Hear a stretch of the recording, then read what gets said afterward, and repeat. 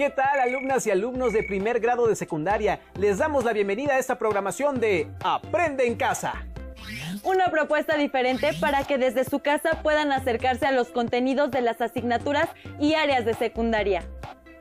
Hoy les proponemos revisar un tema de interés para todas y a todos. ¿Cómo podemos hablar a través de las artes visuales? Así como el español, las artes son lenguajes que fueron creados por el ser humano hace miles de años, incluso antes que inventáramos las palabras. Desde entonces, las artes han tenido la intención de comunicar nuestras ideas, pensamientos, sentimientos. Es decir, utilizamos el arte para hablar, para comunicarnos y a veces sin utilizar palabras. ¿Pueden creerlo? Parece algo increíble. Y es que en esta sociedad las personas estamos acostumbradas a expresarnos por medio del lenguaje oral o escrito y a veces se nos olvida que hay otras maneras de comunicarnos. ¿Saben qué otros elementos utilizamos en el arte además de las palabras? En las artes visuales, por ejemplo, se usan algunos recursos básicos que nos ayudan a expresar con más precisión nuestras ideas. ¿Recuerdan cuáles son? Observen con atención el siguiente video para encontrar algunas pistas y anoten todo lo que les parezca importante en su libreta. Pues entonces, no esperamos más y vamos a verlo. ¿Sabías que con puntos, líneas y planos puedes crear infinidad de composiciones?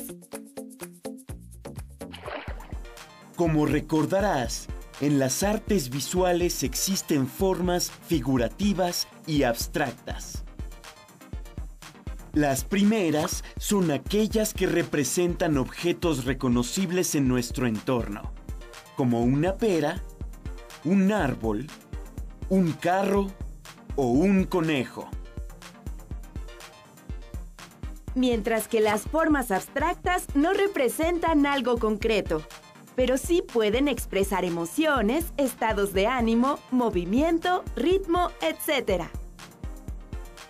¿Te das cuenta cuáles son los elementos básicos de cualquier composición visual?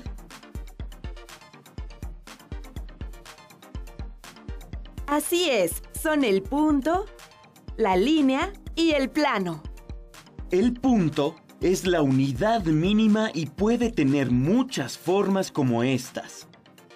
Con el punto podemos crear composiciones figurativas y abstractas. La línea es la trayectoria del punto. Imagina un punto que se dirige hacia otro punto. La trayectoria que genera representa una línea que puede ser tan larga y tan ancha como se quiera. Puedes usar todos los tipos y calidades de líneas en una composición figurativa o abstracta. Cuando las líneas siguen su trayectoria y vuelven a su punto de origen, se forma un plano. Existen diversas formas de planos. Los más conocidos son las figuras geométricas. Pero también hay planos de formas orgánicas que se caracterizan por tener formas fluidas más parecidas a la naturaleza, como las gotas de agua o las semillas. También puede haber planos como manchas que se obtienen por accidente o por las características o forma de los materiales con los que se trabaja, como las formas que se crean cuando caen gotas de pintura al suelo. Por ejemplo, esta es una composición figurativa realizada con manchas accidentales. Otras formas que se obtienen como manchas se parecen más a la caligrafía. Todos estos tipos de planos pueden originar composiciones figurativas y abstractas. Esta, por ejemplo, es una composición figurativa con manchas caligráficas. Y esta es una composición abstracta con manchas caligráficas. Entonces, si podemos crear composiciones figurativas y abstractas con todos los tipos de planos, ¿cómo se verán si solo usamos figuras geométricas o formas orgánicas?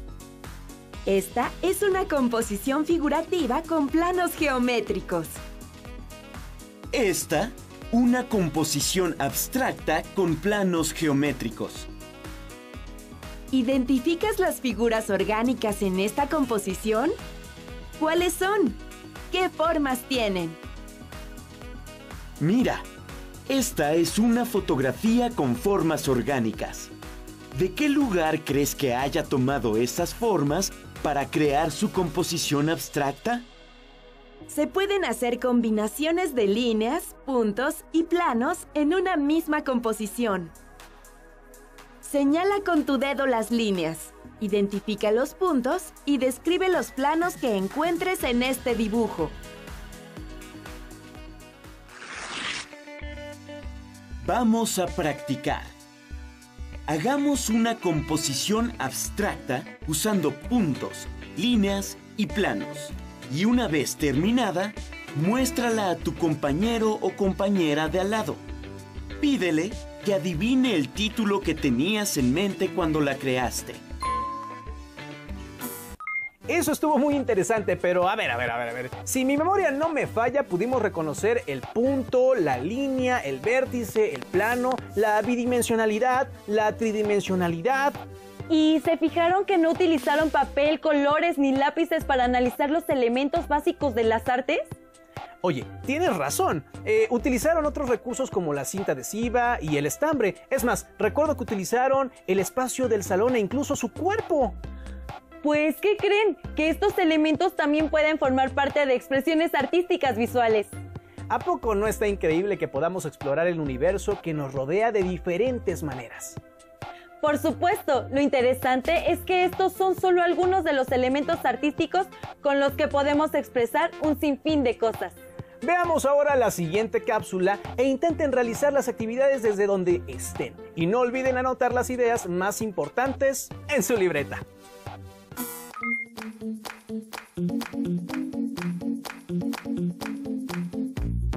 ¿Qué te sugieren las imágenes? ¿Conoces el Art Nouveau?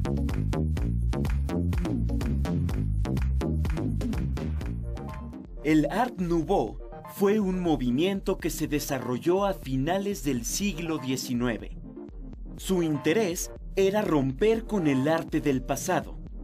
Tiene un vínculo con el movimiento previo llamado Arts and Crafts, que buscaba revalorizar el trabajo creativo y artesanal medieval, frente a la deshumanización y estandarización de la revolución industrial. Fue una corriente artística internacional. En España tomó el nombre de modernismo, en Italia, Liberty, en Austria, Secesión y en Bélgica y Francia, Art Nouveau. En la Exposición Universal de Londres en 1851, los artistas tuvieron acercamiento con el arte japonés, el cual influiría profundamente en el arte de la segunda mitad del siglo. Así, el Art Nouveau tomó a la naturaleza como fuente inspiradora a través de la estilización e imitación de líneas flexibles, ondulantes y asimétricas. Largos tallos, hojas elegantes, tulipanes, rosas, libélulas, pulpos, así como la figura humana, principalmente la femenina, con sus líneas alargadas, estilizadas, proporcionando delicadeza y sensualidad. El modernismo buscó aproximar a las artes como la arquitectura, la escultura y la pintura a las artes decorativas, tales como el mobiliario, joyería, libros, publicidad e ilustración, y aplicarlas a la vida cotidiana. En nuestro país también se llamó Art Nouveau, y sus manifestaciones las podemos encontrar en la arquitectura del Gran Hotel Ciudad de México, edificado durante el Porfiriato. México vivía un proyecto modernizador que tocaría a la cultura y a la literatura. En 1898 se publica La Revista Moderna, vocera del modernismo mexicano e hispanoamericano. En sus páginas fueron publicados autores como Rubén Darío y Leopoldo Lugones. Escribieron Amado Nervo y Salvador Díaz Mirón. Además, fueron traducidos Charles Baudelaire, Walt Whitman y Edgar Allan Poe. Destaca el trabajo del artista simbolista Julio Ruelas, quien dominó la estética del Art Nouveau y acompañó con sus ilustraciones los textos de los colaboradores de la revista.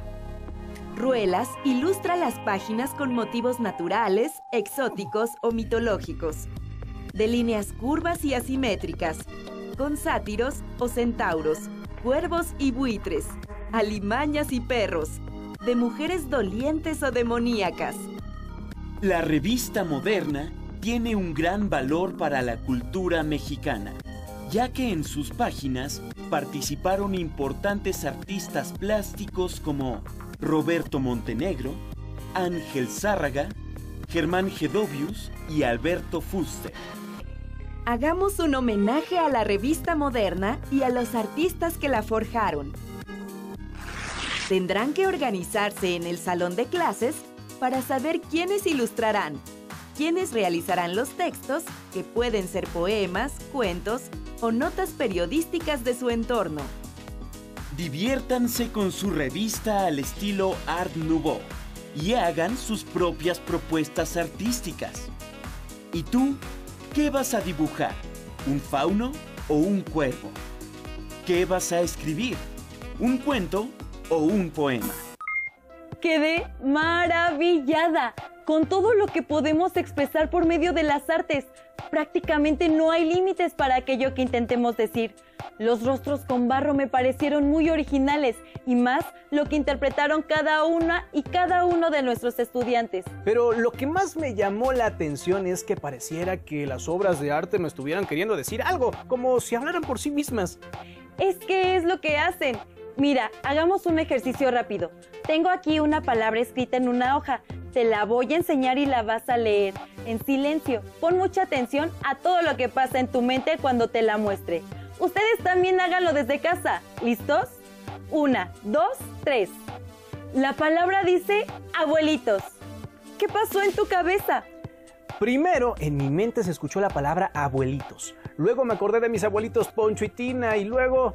¡ay, sentí muy bonito! Y todo eso me lo dijo una palabra. Pues las artes tienen un efecto similar y no solo expresan mensajes por medio de la vista, sino por todos nuestros sentidos. De hecho, sus lenguajes nos hablan de una forma más profunda porque solemos crear arte con nuestras propias emociones, lo que a su vez genera también emociones, ideas y sentimientos en los demás. Pero ahora me surge una duda. ¿Le llamamos artes visuales porque hacemos uso del sentido de la vista para crearlas o apreciarlas? Entonces, sin el sentido de la vista, ¿no puedo crear artes visuales? ¿Qué les parece si para responder a tu pregunta vemos la siguiente cápsula? Recuerden anotar en su libreta aquellas ideas que les parezcan más interesantes. ¡Vamos a verla! La humanidad desde tiempos ancestrales ha tenido la necesidad de comunicarse, y una de las técnicas más efectivas que encontró es la narración, sea oral o pictográfica. ¿Sabes qué es la narrativa gráfica? ¿Cuáles son las características de una historieta o cómic? La narración por medio de imágenes es la más antigua que la humanidad haya realizado y conocido. El hombre primitivo utilizó las paredes de las cavernas para contar lo que le sucedía. Observa que las representaciones manifiestan movimiento, están en acción. Las narrativas gráficas han sido utilizadas en diferentes momentos de la historia de la humanidad para contar y promover mitos, hechos históricos e ideologías. El Códice Florentino o Historia General de las Cosas de Nueva España fue una obra realizada y supervisada por Fray Bernardino de Sahagún, poco después de la conquista de México.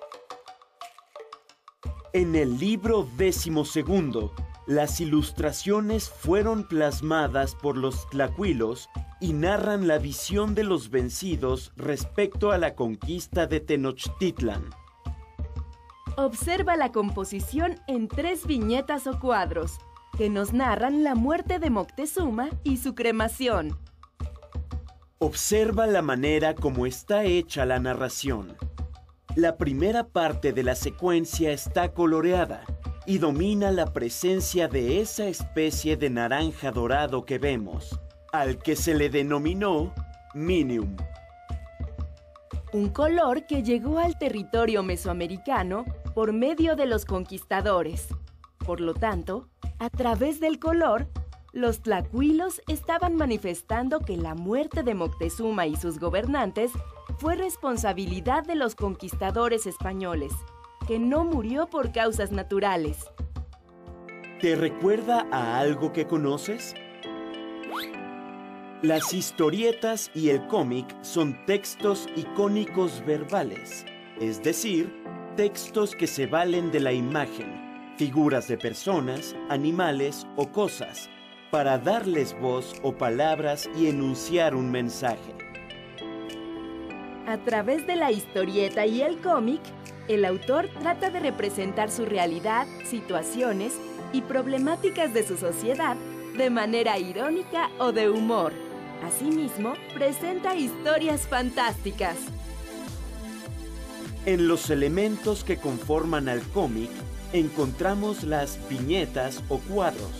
Estas son unidades narrativas que juntas nos dan la sensación de movimiento o paso del tiempo de las imágenes. Recuerda que las imágenes o iconos se pueden complementar con texto o frases verbales. Una característica importante es el uso del globo o nubecilla y nos indica al que está hablando. Se puede representar de varias formas. Si tiene terminación de bolitas, significa que el personaje está pensando. Si tuviera picos, podría simbolizar emociones como furia, miedo, clamor. También se apoya en el uso de la onomatopeya, que es una palabra que imita o recrea un sonido de la cosa o acción que se relata. Los invitamos a realizar una historieta. Estos son los pasos. Lo primero es escribir una historia corta. Crear a sus personajes. Diseñar el formato de las viñetas. Y colocar imagen y texto en cada viñeta para contar la historia de manera lógica. Diviértanse mostrando al grupo su historieta o cómic. ¿Qué te pareció la cápsula? ¿Te ayudó a resolver tu duda? Desde luego, las artes visuales cuentan con varias alternativas tanto para su creación como para su apreciación. Sin embargo, cuando se utilizan elementos no convencionales para crearlas, como por ejemplo los elementos de contexto o nuestro propio cuerpo, su registro se realiza por medio de técnicas como la fotografía o el video, los cuales pueden ser principalmente identificados y analizados por nuestra vista. Por eso se le llama visuales. Tienes razón, aunque no solo existen estas dos formas de registrar una pieza artística, hay artistas que realizan sus creaciones en la arena de la playa, aunque solo dure unos minutos. En esos casos entonces lo importante es el proceso, o sea, todo lo que ocurre tanto en el cuerpo, en el tiempo y en el espacio durante la creación de la pieza. Supongo entonces que las emociones e ideas que cada artista quiere expresar con sus obras son a veces la verdadera intención de su arte. Y ahora que lo pienso, podría ser que incluso el hecho de que su obra pueda durar tan poco tiempo tenga también un significado especial. ¡Qué interesante es todo este arte! Así es, ahora los invitamos a que los apuntes que tomaron de esta sesión los transformen en ideas, imágenes, colores, texturas, formas, sonidos, movimientos, lo que ustedes quieran. Con esos elementos, aventúrense a crear una obra de arte visual utilizando alguna técnica de las que vieron en las cápsulas. Pueden compartir el resultado con su familia y cuando regresen al salón de clases háganlo con sus compañeros y compañeras, maestra o maestro. Recuerden que las artes nos hacen libres porque nos ayudan a expresar de manera creativa y divertida todo aquello que queremos decirle al mundo. ¡Hasta pronto!